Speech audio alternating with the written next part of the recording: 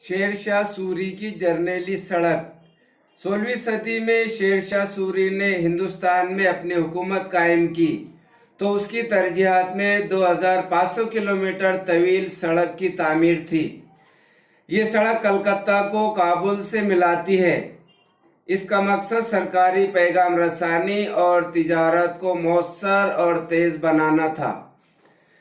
اس سڑک کے بارے میں روایت ہے کہ پہلے اس کا نام جرنیلی سڑک تھا، جو بعد میں انگریزوں کے دور حکومت میں بدل کر G T road, grand trunk road ہو گیا۔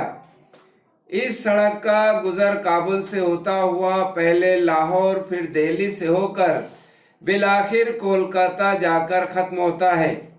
شیر شاہ سوری نے مسافروں کی آسانی کی خاطر جرنیلی سڑک پر کم و بیش ہر 2 کلومیٹر کے بعد قوس مینار بنوائے، جو سفر کے دوران مسافروں کی رہنمائی کرتے۔ یہ قوس مینار آج بھی دہلی، کابل اور لاہور کی اس جرنیلی سڑک کے قرب و جوار میں موجود ہیں۔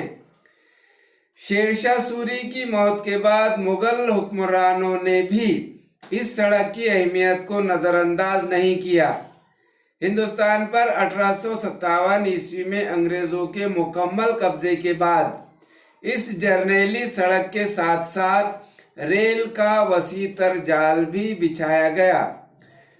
اب یہ جرنیلی سڑک 3 ملکوں میں تقسیم ہو چکی ہے: افغانستان، پاکستان اور بھارت۔ تینوں ملکوں کے حصے میں آنے والی یہ جرنیلی سڑک موجود تو ہے، مگر اس کی شکل بدل گئی ہے، اور اس سڑک کے ساتھ ساتھ شاہراہوں کا جدید نظام متعارف ہونے کے بعد یہاں پر آمد و رفت بھی کچھ کم ہو گئی ہے۔